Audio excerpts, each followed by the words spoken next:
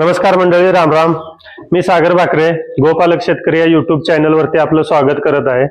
आज आम्ही आलेलो आहे वाडी भागाई, तालुका शिराळा, जिल्हा सांगली येथील तरुण उद्योजक, अवघ्या 26-27 वर्षाच्या वयाचे नवीन उद्योजक जे आहेत, पुण्यातील एका चांगल्या पगाराची नोकरी सोडून त्यांनी गिर गाईचा फार्म करण्याचा किंवा गिर गाय पालन करण्याचा निर्णय घेतलेला आहे. तो निर्णय का घेतलेला आहे किंवा त्यांनी हे क्षेत्र का निवडलं किंवा का गरजेचे आहे गाय, देशी गाय पाळणं किंवा काय, किंवा त्या फार्म मधून नक्की फायदा होतो का, किंवा एखाद्या तरुण उद्योजक तो फार्म बनवून त्याच्यावरती आपला उदरनिर्वाह चालवू शकतो का, किंवा कशा पद्धतीने चालवू शकतो, किंवा काय त्यातल्या अडचणी आहेत, काय चांगल्या गोष्टी, वाईट गोष्टी, ह्या सगळ्या जाणून घेण्याचा या व्हिडिओच्या मार्फत आपण आज प्रयत्न करणार आहोत. तर व्हिडिओ शेवटपर्यंत बघा. आशा आहे की व्हिडिओ मधून तुम्हाला चांगली उपयुक्त माहिती मिळेल. आणि व्हिडिओ जर आवडला तर व्हिडिओला लाईक, शेअर आणि गोपालक शेतकरी या युट्यूब चॅनलला सबस्क्राईब करून आमच्या टीमची तुम्ही मदत करा. तर चला जाणून घेऊया आणि भेटूया त्यांना. दादा नमस्कार. सर्वप्रथम आपलं नाव, गाव आणि आपला फार्म याचं ठिकाण सांगा. नमस्कार, माझं नाव अजिंक्य राजाराम लुगडे. आपण आपलं हे जे फार्म आहे, फार्मचं नाव आहे श्री माणकेश्वर उद्योग, आणि हे फार्म सांगली जिल्ह्यामध्ये 32 शिराळामध्ये वाडी भागाई म्हणून गाव आहे. शिराळापासून 10 किलोमीटर अंतरावरती आहे आपलं गाव, आणि इथं आपलं हे फार्म चालू केलेलं आहे आपण. तर नोकरीचा वगैरे कुठे प्रयत्न केला का? हो, नोकरी केली, एक 1.5-2 वर्ष नोकरी केली, पण आपली घरची शेती वगैरे पण बरीच आहे, आणि जरासं हे थोडं इंटरेस्ट असल्यामुळं पण मी थोडस या बाजूला वळलेलो आहे. मग ह्या गायी सांभाळण्याचा किंवा गायी मधला इंटरेस्ट कसा काय निर्माण झाला, त्याच्याबद्दल थोडस सांगा. गायीमधला इंटरेस्ट ऍक्च्युली घरात पहिल्यापासूनच, म्हणजे आजी, म्हणजे जसं मी जन्माला आलोय तसं आमच्या घरात गाय पाळतच होत. हो, गायी घरात पहिल्यापासूनच आहेत. खूप अगोदर खिलार गाय होती एक, हरणे नावाची आमच्यात, आणि त्यानंतर आधीमध्ये थोड्याशा मग परत संकरीच्या एचएफ जर्सी सुद्धा पाळण्यात आल्या आमच्या घरी. पण त्यामुळे जरा जनावरांची आवड आधीपासून आहे, त्यामुळं मी जरासा या बाजूला वळलो. मग एचएफ आणि जर्सी गाई ज्या आधी पालन करत होता, त्या एचएफ जर्सी बंद करून गिरच सांभाळावी असं का वाटलं? एचएफ जर्सी बंद करून कसं आहे, आता आपली जर लोकसंख्या जर बघायला गेलं तर त्याची भूक भागवण्यासाठी खरं पाहता देशी गाईचं दुधाचं उत्पादन एचएफ गाईच्या मानानं तसं कमी येतं. बरोबर. तेवढ्या प्रमाणात काही ह्या गायींकडून तेवढं उत्पादन मिळत नाही. पण बाबा 1 लिटर दूध एचएफचं खाण्यापेक्षा ह्याचं 200 मिली किंवा 300 मिली मध्ये सुद्धा त्याचा रिझल्ट त्याच्यापेक्षा पण छान येतो देशी गाईच्या दुधाचा. आणि ह्याकडे वळण्याचं मेन उद्देश म्हणजे, जसं आता कोरोनाच्या टायमिंग मध्ये बघितलं लोकांनी की कशी कंडिशन होत होती. एक तर म्हणजे घरात पण लोकांना दूध खायला मिळत नव्हतं, आणि चांगलं दूध मुळात खायला मिळत नव्हतं. ह्या एका कारणामुळं मी स्वतःच फार्म चालू करायचा निर्णय घेतला. मग ह्यामध्ये तुम्ही आता म्हणजे समाधानी आहात का यामधून जो इन्कम मिळतोय किंवा काय? कारण चांगल्या नोकरी तर आधी करतच असाल. हो. चांगल्या पगाराची नोकरी सोडून बाबा हे देशी गाय पालन, यातून आपण सर्व्हाइव्ह करू शकतो का, किंवा करताय का? त्याबद्दल काय सांगा. हो, आरामात इझिली सर्व्हाइव्ह करता येतं. कारण कसं आहे, म्हणजे खूप जण बोलतात, पण ऍक्च्युली म्हणजे आपण गायीला पाळत नाही तर गाय आपल्याला पाळते. बरोबर. आणि कारण आता गायींचं असं असतं की ह्या गायींचं काहीही वेस्टेज जात नाही, काहीही. म्हणजे अगदी शेण असू दे, गोमूत्र असू दे, किंवा दूध तर आहेच. दुधापासून आपण बाय प्रोडक्ट्स बनवतो, तूप बनवतो, तुपाचे 1-2 प्रकार बनवतो, पंचगव्य घृत बनवतो, शतदौत घृत बनवतो. ह्या ज्या गोष्टी आहेत, म्हणजे गायीचं काहीच वेस्टेज जात नाही. त्याचे जे काय वेस्टेज आहे, गोमूत्र, शेण, याचा वापर जर करता आला व्यवस्थित, तर अगदी त्यापासून सुद्धा चांगला नफा किंवा त्यापासून चांगला इन्कम होऊ शकतो. हो. त्यावर पण आपलं काम चालू आहे ना? त्याच्यावरती सुद्धा आपलं काम चालू आहे. गोमूत्रापासून आपण गोमूत्र आपण नंतर बघूया व्हिडिओ मध्ये.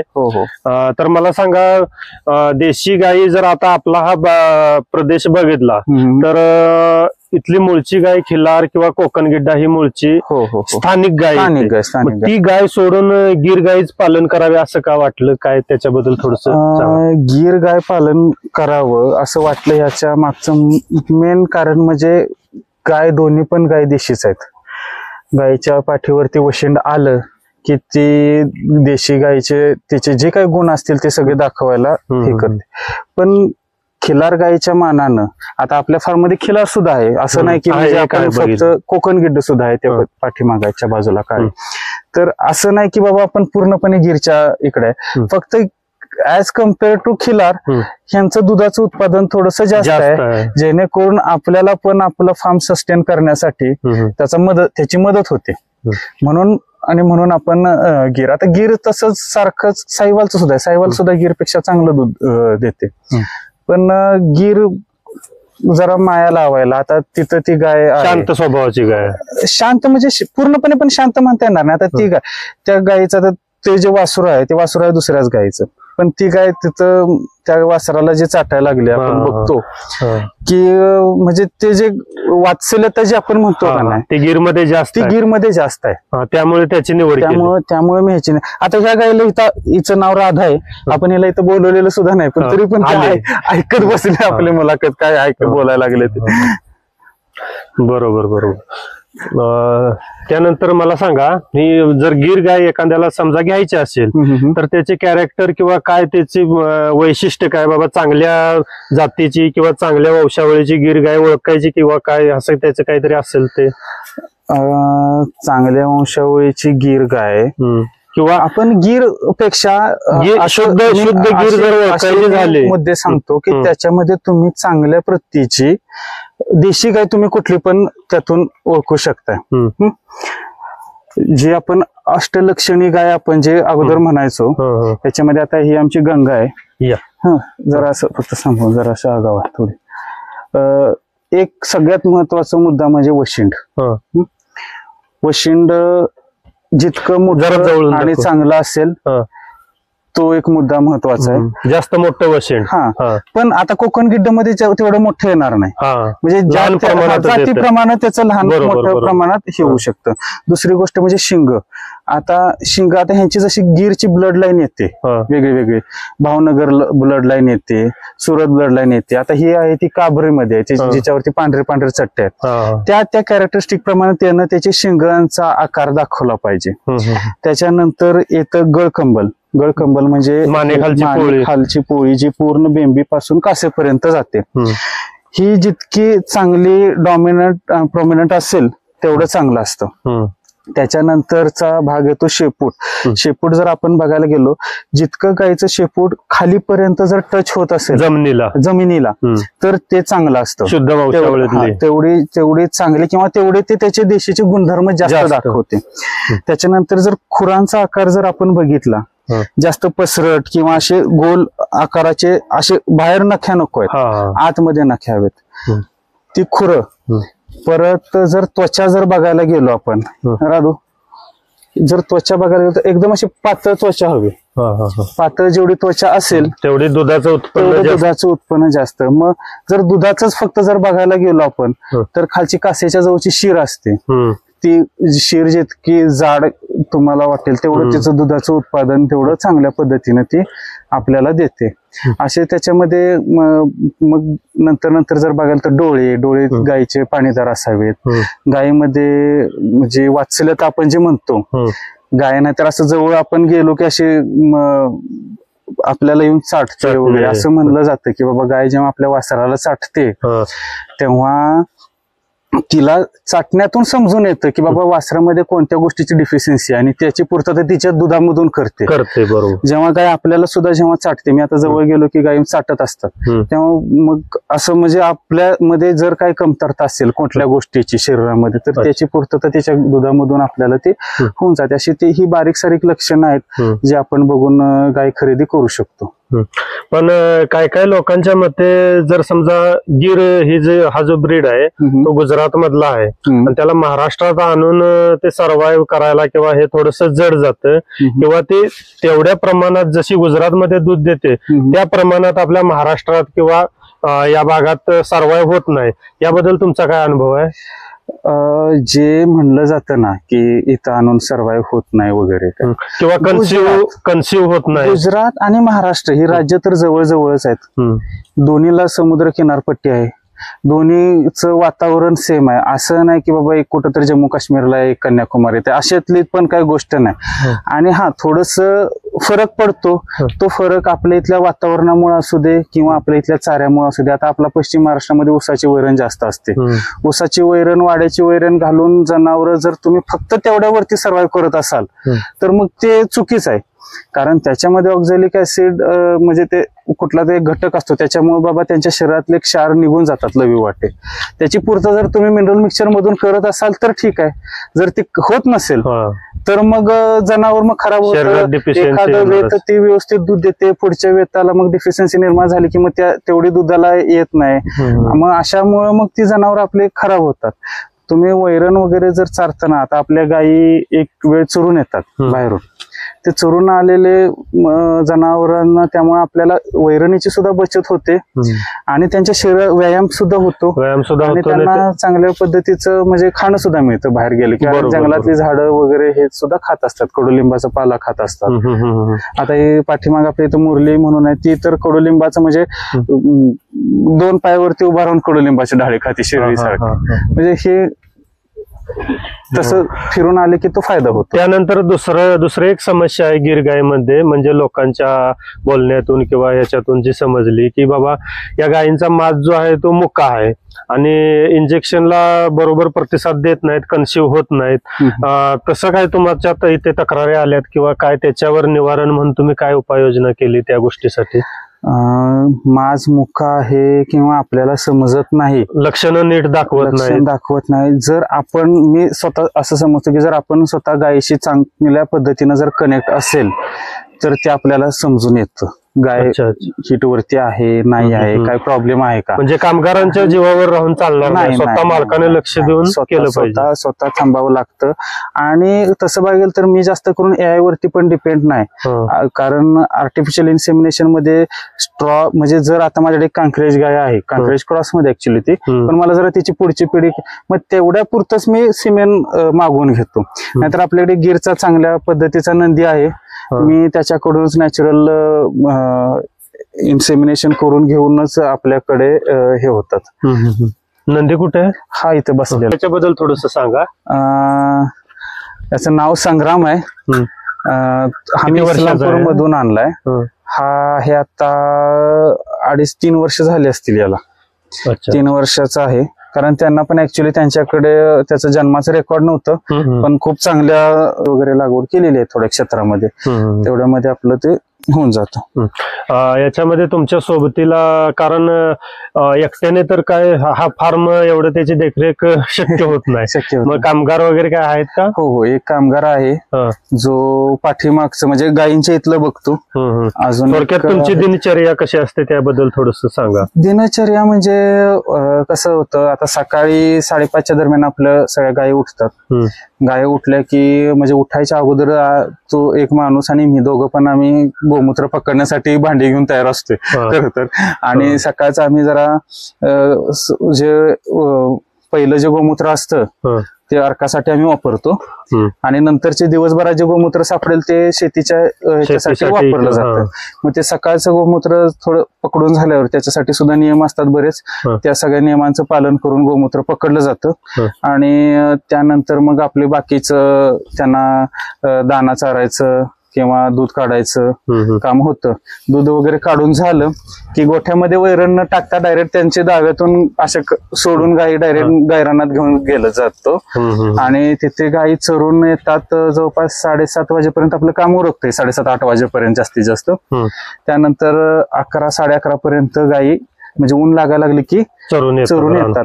11 वाजल्यापासून पुढे ह्या इथं मोकळ्याच बसायचं. जिला सावलीत बसायची सावलीत असते, जिला उन्हात थांबायचं ती उन्हात थांबते, जिला पाणी प्यायचंय ती पाणी पिते आणि इथं बसलेले असतात. त्यानंतर संध्याकाळी 4:30-5च्या दरम्यान परत संध्याकाळचं रुटीन चालू होतं आपलं. त्या रुटीन मध्ये गायी आतमध्ये घेऊन त्यांना दाना लागवड वगैरे चारून दूध काढून त्यानंतर चारा जागेवरती घातला जातो त्यांना. गावाण्यामध्ये. समजा एखाद्या शेतकऱ्याने नवीनच गोपालन चालू केलं, त्याची 1-2 गाय आहे आणि त्या गायीच्या पंचगव्यापासून त्याच्या स्वतःच्या घरासाठी जर त्याला काही प्रोडक्ट बनवायचे असतील तर तो साहजिकच तो काही जास्त मोठी फी भरून, आता नवीन ट्रेंड चालू झाला की पंचगव्य काय ते आपण म्हणतो ते ट्रेनिंग, त्यामध्ये फी जी असते ती सर्वसामान्यांना परवडत नाही. समजा एखादा शेतकरी आला तर त्याची माहिती, साबण कसा बनवावा किंवा धूपकांडी कशी बनवावी अशी ठोकळ माहिती तुम्ही देता का, की बाबा ह्या प्रकारे असे माहिती? हो, ठोकळ माहिती मी पण देऊ शकतो. पण कसं आहे, जर त्या माणसाला खरोखर स्वतःमध्ये इंटरेस्ट असेल, आता आपलं हे डिस्कशन सुद्धा माणसं युट्यूब वरती बघत असणार आहे. बरोबर. युट्यूब वरती जर आपण सर्च केलं तर खूप प्रमाणात आपल्याला इन्फॉर्मेशन मिळते. तुमचं स्वतःच नॉलेज अप्लाय करून तुम्ही खूप चांगल्या पद्धतीने प्रोडक्ट बनवू शकता. त्याच्यामध्ये असं म्हणजे जास्त खूप नॉलेजची गरज आहे अशातलं पण काही भाग नसतो. आता आपल्या घरात सुरुवातीच्या काळामध्ये दंतमंजन काय घासत होतो आपण? राखच घासत होतो किंवा कोळशाची बारीक पूड करून घासत होतो. फक्त इथं करताना थोडस त्याला वैदिक पद्धतीने जी प्रोसेस करायची आहे तीच तुम्ही फक्त वैदिक पद्धतीने केली. एक्झॅक्ट त्याच्यामध्ये अजून जर तुम्हाला काय हवं असेल ते त्याच्यामध्ये कापूर वगैरे ह्या बाकीच्या जर गोष्टी, अमृतधारा वगैरे जर त्यात घातल्या तर ते खूप चांगल्या पद्धतीने दंतमंजन बनवू शकतो. किंवा गोवऱ्यांचं कशा पद्धतीनं आपण भस्म तयार करतो दंतमंजनसाठी, ते एकदा तुमच्या प्रोसेस लक्षात आली की तुम्ही ते पुढचं व्यवस्थित करू शकता. मग तेच जर समजा प्रात्यक्षिक एखाद्याला बघायचं असेल तर त्याची बघण्याची किंवा ती परवानगी देता का तुम्ही तुमच्या फार्म? हो, काय प्रॉब्लेम नाही. कधीही येऊ शकतो. कधीही येऊ शकतो. फक्त एवढंच की ते ज्या दिवशी येणार त्या दिवशी आमचा तो प्रोडक्ट बनत असलेला पाहिजे. कारण फक्त तेवढ्यासाठी आम्ही म्हणजे. तुमचा फोन नंबर थोडासा सांगा. माझा फोन नंबर आहे 8999 474449. ठीक आहे. गायींच्या अंगावरती ज्या काय थोड्याफार तांबवा वगैरे असतील त्याच्यासाठी काय तुम्ही औषधाचा किंवा काय देशी जुगाड असा काय केलाय? ह्याच्यासाठी देशी जुगाड म्हणजे कोंबड्या सगळ्यात बेस्ट त्याच्यावरती आहे. कारण गायी चरायला गेल्या डोंगरामध्ये की रान तांबवा ह्या त्यांच्या अंगावरती चढतातच आणि त्याच्यावरती पूर्णपणे आपण नियंत्रण आणू शकत नाही. पण कोंबड्या असतील तर त्याचं प्रमाण ह्याच्यात राहतं आणि त्यासाठी मग दुसरं जर काय आपण केलं तर खोबरेल तेल वगैरे आपण लावतो, कडुनिम तेल लावतो, टर्पेंटाईन ऑइल म्हणून येतं ते सुद्धा थोडंसं म्हणजे जरा मिक्स वगैरे करून, कारण जरा उग्र वास येतो. ते जरा असं लावलं तुम्ही गायीच्या त्वचेवरती तांबवांचं प्रमाण कमी येतं. साधारण लहान वासरांची वगैरे संख्या किती आहे? लहान वासर आता कालवडी 6 आहेत माझ्याकडे आणि 5 खोंड आहेत लहान. मग ते लहान खोंडांचं वगैरे काय करता त्यांचं व्यवस्थापन किंवा एवढे खोंड तर तुम्ही सांभाळू शकत नाही. आता ती जी आहे ती सगळी मला आता म्हणजे दुधाच्या टायमिंगला गाई पाना सोडण्यासाठी मला लागतं. गाईचं दूध बंद झाल्यानंतर त्यांची व्यवस्था कशी? थोडेफार लोक पाळायला घेऊन जातात किंवा आता ह्या दिवसामध्ये नगरी लोक वगैरे येतात ऊस तोडवाले, ते सुद्धा घेऊन जातात. आणि किंवा आता माझ्या आता ती कोकण कपिला वगैरे ह्याची खोंड आता तिचा आता एक प्यायला त्याला आता थोड्या दिवसापूर्वी म्हणजे माणसाने सांगून गेले की हा ठेवा कोणाला देऊ नका म्हणून, आम्हाला लागणार आहे बैल.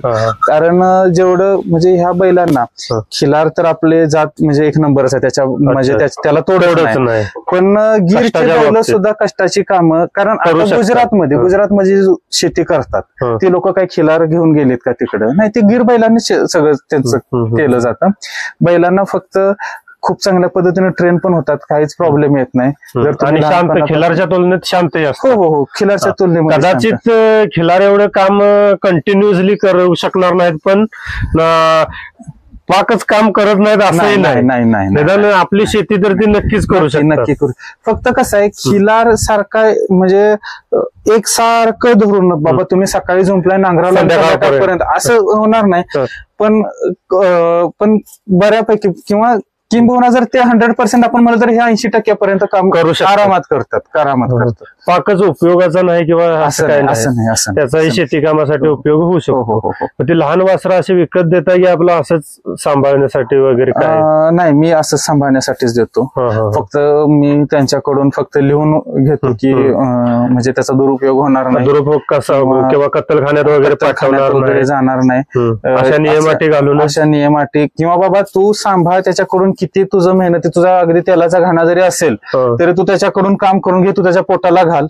आणि जर जेव्हा असं काही वेळ येईल किंवा तुला सांभाळणं होत नाही तेव्हा तू परत माझ्याकडे आणून दिलंस तर चालते, मी सांभाळतो. कारण आता माझ्याजवळ 3 ते 4 भाकड गायी आहेत. आता जी राधा म्हणून गाय होती, जी मगाशी आपल्या इथं मध्ये उभा होती ना, त्या गायीचा एक प्रॉब्लेम आहे. म्हणजे कसं आहे, ती जेव्हा जेव्हा हिट वरती येते तेव्हा तिचं प्रोलॅप्स होतं, म्हणजे अंग बाहेर येतं तिचं. त्यामुळे ती मला गाभण घालवायला जमलेलं नाही. पण ती इतकी ही झाली म्हणजे इथं हा की म्हणजे तिला बाहेर विकणं पण माझ्याकडून शक्य नाही. किंवा तशाच त्या लेवलच्या अजून 2-3 गायी आहेत, त्यांना मी सांभाळतोय. तसं म्हणजे एखाद दुसरं, इतके आपण जर जनावर सांभाळत असेल तर अजून एखाद दुसरं जनावर सांभाळायला आपल्याला तेवढं काय. पण समजा ते लहान आता कालवडी वगैरे तयार होतात, तुमची पण कॅपॅसिटी एवढी नाही की तुम्ही तुमच्या म्हणजे ठराविक संख्येच्या वर पाळू शकत नाही. मग त्यावेळी गायींची विक्री वगैरे काय करता किंवा कालवडींची विक्री करतो, कालवडींची पण विक्री करतो मी. फक्त एकच की एकदम लहान कालवडी देत नाही, जर असं थोड्याशा मोठ्या झाल्या. कारण कसं आहे, सुरुवातीला दुधावर आई दुधावर असते तेव्हा आपल्याला त्या कालवडी लागतातच इथं. त्याच्यानंतर थोड्या दिवसांनी मी सेल करतो. गीर गायी जर खरेदी करायच्या झाल्या तर ते आपल्या जवळपास इथे मार्केट शिराळा तालुक्यात म्हणा किंवा शाहूवाडी, पन्हाळा अशा भागामध्ये जर गीर गाय आणायची म्हटलं तर त्यांना जवळपास मार्केट कुठलं जिथून खरेदी करू शकतो, किंवा काय यांचा दर काय असतो सरासरी गायींचा, त्याबद्दल थोडस. दर म्हणजे कसं आहे, शेवटी हे असं आहे की गाय विकणाऱ्याला काय गरज आहे आणि घेणाऱ्याला काय गरज आहे ह्याच्यावरती दोघांची नीड किती आहे त्याच्यावरती अंदाजे बाबा. आणि दुसरं ठोकळ दर असं की बाबा आपण त्याची क्वालिटी, जसं मी मागाशी त्याची लक्षणं सांगितली, ती लक्षणं बघून त्या लक्षणांमध्ये जर गाय व्यवस्थित जर बसत असेल, त्या गुणवत्तेची असेल, तिची दुधाचे उत्पादन करण्याची क्षमता जर चांगली असेल तर आपण त्या गायीला म्हणजे एचएफ जर्सी सारखा दर देऊन सुद्धा आपण घेऊ शकतो. आणि साधारण कालवडी साधारण समजा 10, 12, 15 महिन्याची कालवड जर घ्यायची म्हटलं तर ती साधारण काय दर पडतो त्याचा? 15 ते 20च्या आसपास आपण तिला देतो का? फक्त कालवडींचं कसं असतं, जेव्हा पहिल्या ह्याच्यामध्ये जेव्हा असतात जरा असं, जसं तुम्ही मगाशी बोलला होतात की त्यांना माझ्यावरती यायच्या खूप तक्रारी येतात किंवा मुका मास त्यांचा मास कळत नाही, हे नाही. फक्त जर गोपालन करणारा जो गोपालक आहे तो जर पूर्णपणे त्याच्यामध्ये नवीन असेल आणि कालवड सुद्धा नवीन असेल तर अशा कंडिशनमध्ये काय होतं की बाबा पाळणारा सुद्धा नवीन असतो, नौखा असतो, आणि पाळणारा सुद्धा नौखा असतो आणि तिला पण काय अनुभव नसतो, गाईला सुद्धा म्हणजे त्या कालवडीला. अशा कंडिशन मध्ये कदाचित गायीचं मात्र सुद्धा होतं कधी कधी. मग फक्त तसं होऊ नये, मी जास्त करून जितके लोक माझ्या जवळ येतात मी त्यांना हे सजेस्ट करतो की तुम्ही कालवड घेण्यापेक्षा तुम्ही गाय खरेदी करा. कारण अगोदर 1-2 जर व्यत झालेली असतील, तुम्हाला जरी त्यातलं काय एका दुसऱ्या वेळी नॉलेज नसेल तर त्या गायीला तरी ते नॉलेज असतं आणि ती स्वतःला म्हणजे त्यातून पुढे घेऊन जाते काहीतरी हे करून. मग तुमचा हा जो नंदी आहे याच्याकडून बाहेरच्या गायी वगैरे काय भरवून देता का तुम्ही, किंवा रेतनाची सोय करता का तुमच्या फार्मवर? हो, रेतन करतो. फक्त कसं होतं की अचानक अगदीच हिट वरती असेल, कारण हे जनावर असं लगेच मीटिंग होत नाही यांचं. जरी आपल्या इथं सुद्धा मोस्टली इथं झालं तर असंच होतं की आमच्या माघारीच होतं.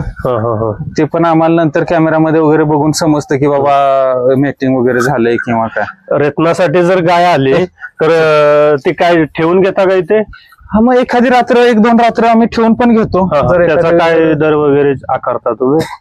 त्याचा दर ऍक्च्युअली आता जे येतात ते संबंधित लोकच असतात आतापर्यंत, त्यांच्या कडून एकदम तुटपुंजा हे घेऊन मी करून देतो, एवढं काय नसतं. यांना खाण्यासाठी जो आपण फिडिंग म्हणतो, फिडिंग मॅनेजमेंट, यामध्ये कुठल्या कुठल्या गोष्टीचा वापर करतात जेणेकरून यांची दुधाची सातत्य आहे ते टिकून राहावं किंवा जास्त दिवस दूध द्यावं गायीने, यासाठी काय स्पेशल आहार वगैरे देता का तुम्ही? स्पेशल आहार म्हणजे मी यांना गोळीपेंड एकतर देत नाही कुठलीच. कारण गोळीपेंड न देण्याचं कारण काय? न देण्याचं कारण ह्यांची दुधाची क्षमता हे 10-12 लिटर पर्यंत दूध देतात. एक गाय आहे तर बसलेली भोरी म्हणून नाव आहे तिचं, तिने तर 14 लिटर पर्यंत दूध दिलं होतं आपल्या गोठ्यामध्ये. तर इतकी त्यांना गोळी पेन किंवा एचएफ जर्सी सारखं त्यांच्या शरीरातून आउटपुट बाहेर निघत नाही. आपण चारा चांगल्या प्रतीचा देत असल्यामुळं तुम्ही आता मी त्यांना काय काय घालतो तर मी त्यांना पूर्णपणे रॉ जे फीड मिळतं द्विदल धान्याचे 3 प्रकारचे कळणे घालतो. उडीद कळणा, हरभरा कळणा आणि तूर कळणा. हे 3 कळणे मी त्याच्यामध्ये कळणे घालतो.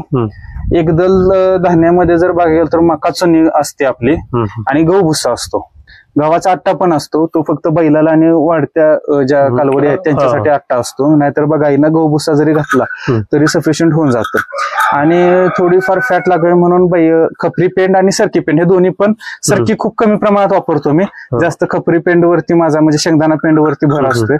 आणि बैलाचा जर खुराक जर बघायला गेलो तर बैलाला आपल्याला उडदाची डाळ असते आणि उडदाची डाळ, खपरी पेंड आणि गहू भुसा ह्या 3 गोष्टी एकत्र करून त्यांना भिजवून घालतो आपण. आणि कुट्टी वगैरे किती वेळ देता? काय कुट्टी 1 वेळ, संध्याकाळी फक्त संध्याकाळची कुट्टी.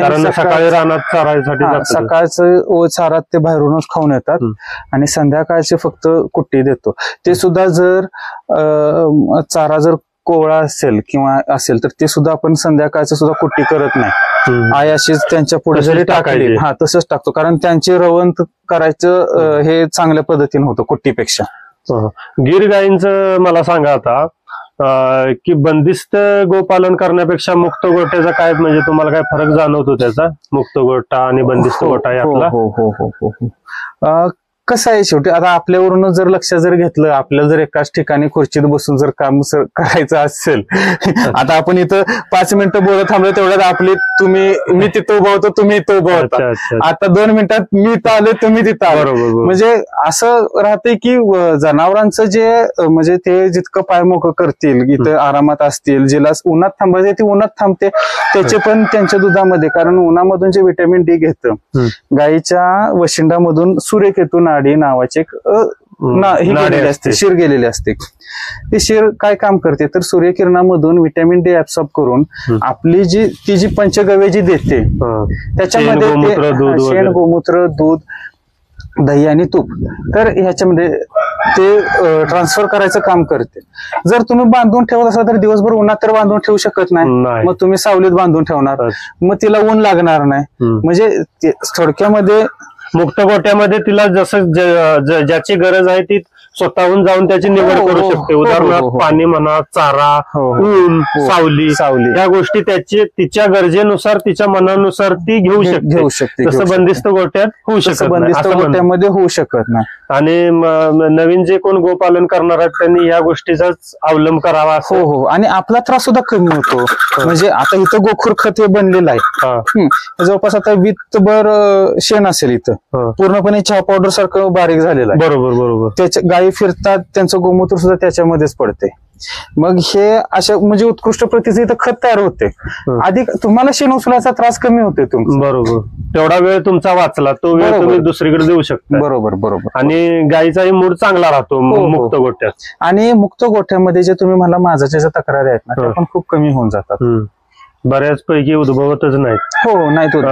तुमचा बुल हा मुक्त गोट्यात कायम मोकळा सोडलेला? कधी 2-3 मध्येच 8 दिवस जर कुठली गाय हिट वरती येणार नसेल तर आम्ही बांधून सुद्धा ठेवतो त्याला, कारण थोडस किंवा त्याच्याकडे जर असं वाटलं की जरा बुल जरा खराब व्हायला लागलाय, तब्येत जरा खराब व्हायला लागली, जरा पाकं पडायला लागलं असं लक्षात आलं तर आम्ही त्याला बांधून पण घालतोय. मग 8-10 दिवस त्याला जरा बांधून घातलं, परत मग पुन्हा 1-3-4 दिवस गायींमध्ये असते. असं म्हणजे थोडस रोटेशन वरती काम चालू असते. गिर गायला धार काढताना लाथा वगैरे मारणे, पाना चोरणे अशा काही समस्या येतात का तुम्हाला यात?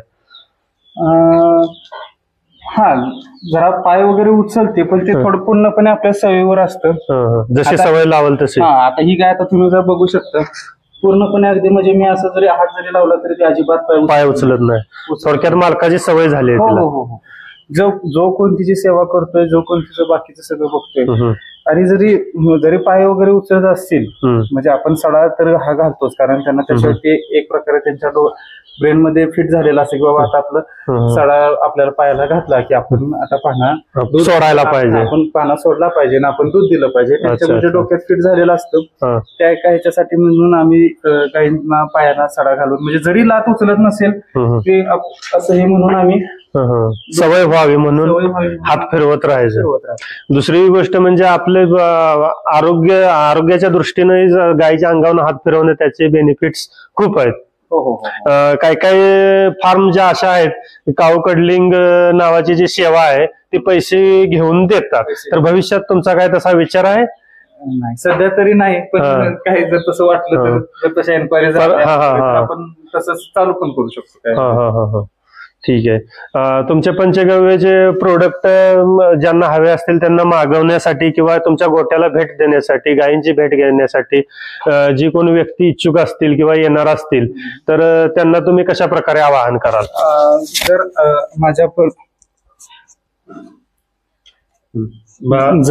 जर माझ्यापर्यंत जर पोहोचायचं म्हणजे हे असेल तर मॅपला आपला प्युरोलिक नावाने जो ब्रँड आहे जो तुपाचा रजिस्टर्ड ब्रँड आहे. प्युरोलिक जरी तुम्ही मॅपवरती एंटर केलं तरी तुम्हाला आपला ऍड्रेस वगैरे सगळं मिळू शकतं, किंवा माझा कॉन्टॅक्ट नंबर आहे 8999474449. ह्या नंबरवरती कॉन्टॅक्ट करून सुद्धा आमच्याशी कॉन्टॅक्ट करू शकता. हो, पंचगव्य प्रोडक्ट असू देत किंवा तूप असू दे, कारण दुधाचे आम्ही बाहेर डिलिव्हरी देत नाही, फक्त इथे येऊन जे लोक घेऊन जातात त्यांना फक्त दूध अवेलेबल आहे. आणि ज्या लोकांना गायी सोबत किंवा गायीच्या सानिध्यात थोडा वेळ घालवायचा आहे त्यांना यायचं म्हटलं तर तसे लोक पण येऊ शकतात. काय आता जर आपला जर ऍड्रेस जर तसं बघितला, 32 शिराळा पेठ नाकापासून आपलं 20 किलोमीटर अंतर असेल पेठ नाका, आणि पुणे टू पेठ नाका 200 किलोमीटर अंतर. मला आता जरा तुमच्या गोट्यातल्या गायींची वगैरे माहिती वगैरे आमच्या प्रेक्षकांना द्या, जेणेकरून त्यांनाही समजेल निदान गिर गाय कशा पद्धतीची असते, कालवडी काय किंवा काय याच्याबद्दल थोडीशी गायींची ओळख आपण करून घेऊया थोडक्यात. चालेल ना, चालेल. आता सांगून घातला या इथं ज्या पाठीमाग आहेत ही गंगा म्हणून गाय आहे आपली, शिंग लागले, आणि ही भुरी ही जास्त दूध देत. ही अंगानं जर तुम्ही बघितलं तर तुम्हाला असं वाटणार नाही की म्हणजे हे ती खूप वेळची बसली. मागच्या वेताचं दूध काय होतं, काय रेकॉर्ड वगैरे ठेवलंय? ती 2 टायमाचं 13-13.5 लिटर पिळत होती ती आपल्या इथं. ती डॉन आहे आपल्या इथली, कारण मी जेव्हा चरायला घेऊन जातो गाई, ती जिकडे म्हणेल तिकडे गायीने जायचं. मग आपण फक्त तिला फक्त हे केलं, पुढे ढकलली, ती सगळ्या गाई तिच्या मागून जाणार. थोडक्यात लीडर आहे गाय, लीडर ती आहे. ती आतमध्ये मुरली म्हणून आहे, ही केशर आहे, ही कपिल आहे, ही कोकण गड्ड्यामध्ये म्हणत होता ते. हो, ही कोकण गड्डा ही जवळपास नाही म्हणलं तर आपल्या इथं एका टायमाला 4 लिटर इथे दूध देते. ठीक आहे, म्हणजे वासरू पिऊन आपल्याला 2.5-3 लिटर दूध मिळते ह्या गायीकडून. जर इकडं आतमध्ये बघायला गेलो, इकडे पण आहे एक आहे, हिचं नाव राधा आहे. ही मी हुपरी मधून आणली होती, आणली. आणि ही भुरी, ही सुद्धा, हिचं नाव पंडी, आणि म्हणजे पण ऍक्च्युली तिकडूनच नाव तिला म्हणत होते, त्यामुळे ते माझ्या लक्षात राहिले. हिचं वासरू कुठलं आहे? हिचं वासरू बसलेलं हे आली होती, हे तिला झालेलं. म्हणजे अगदी तुम्ही पूर्णपणे तो गिरचा रिझल्ट दाखवते, ते म्हणजे कांक्रेजचं त्याच्यामध्ये हे दाखवते. बऱ्यापैकी कॅरेक्टर चांगल्या पद्धतीने आलेले. आपल्या ह्या बुलचाच आहे. हे 2 कुठल्या गायीचा? हा गंगा म्हणून आहे आतमध्ये.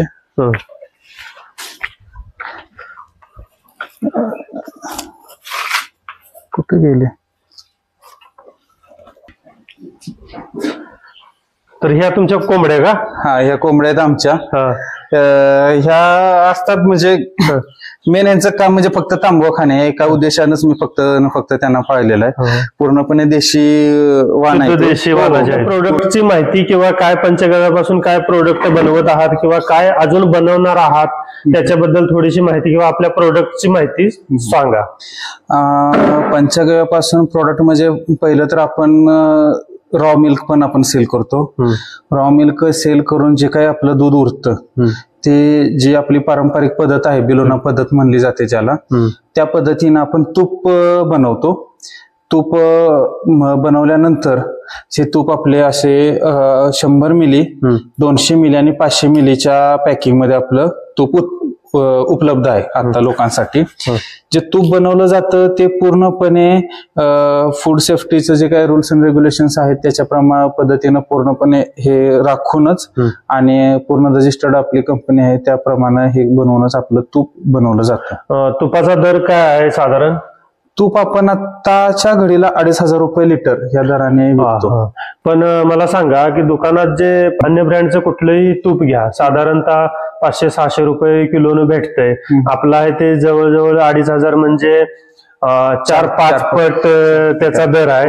तर एवढा दर असण्यामागचं कारण काय आणि ते काय एवढ्या महाग विकलं जातं आणि एवढा जास्त दर असूनही त्याची पूर्तता तुमच्याकडून होते का, ते त्याबद्दल थोडं? एवढा दर जास्त असण्यामागचं कारण 2 कारण आहेत. की तुमची जी गाय म्हणजे ज्या गायीपासून तुम्ही दूध घेताय ती गाय संकरित आहे की देशी आहे ते पहिलं बघितलं पाहिजे. दुसरा महत्वाचा घटक म्हणजे ज्या पद्धतीनं तुम्ही बनवता ती पद्धत कुठली आहे. बाबा क्रीम सेपरेटरनं क्रीम सेपरेट करून आहे ते क्रीम कडवून तुम्हाला ऍज अ क्लॅरिफाईड बटर म्हणून कोण पण तूप देऊ शकतं. पण आपण तसं न करता जी आपली पारंपरिक पद्धत आहे म्हणजे दूध तापवल्यानंतर ते कोमट झाल्यानंतर त्याच्यामध्ये विरजण घालणे, दही जमल्यानंतर दही विसळणे, दही नंतर हे का झाल्यानंतर आपण त्याचं लोणी काढतो, लोणी काढल्यानंतर त्याचं ताक बनतं. म्हणजे लोणी आपण तुपासाठी वापरतो, ताक त्याचा बाय प्रोडक्ट जो बनतो तो आपण असंच म्हणजे आपला जो तुपापासून जे म्हणजे हे निघतंय दह्यापासून तो आपला एक प्रोडक्ट म्हणून आपण ताक म्हणून ताक सुद्धा सेल करतो. त्याची विक्री काय दराने करता? ताकाची विक्री आपण 35 रुपये लिटर दराने विक्री करतो. मगाशी तुम्ही म्हणलात की तुपाचा उल्लेख करताना दूध कुठल्या गायीचं आहे, संकरित आहे की देशी आहे, त्यावर त्या तुपाची किंमत ठरते. तर त्या दुधामध्ये देशी गायीच्या आणि संकरित गायीच्या दुधामध्ये काय फरक आहे? देशी गायीचं दूध आणि संकरित गायीचं दूध ह्याच्यामध्ये जर शास्त्रीय दृष्ट्या जर बघायला गेलं आपण तर त्याच्यामध्ये जे प्रोटीन्स असतात A1 आणि A2, अलीकडे ट्रेंड आले A2 मिल्क काय आहे बाबा A2 मिल्क, तर त्याचे जे प्रोटीन्स आणि अमायनो ऍसिड्स आहेत ते पूर्णपणे वेगळे आहेत.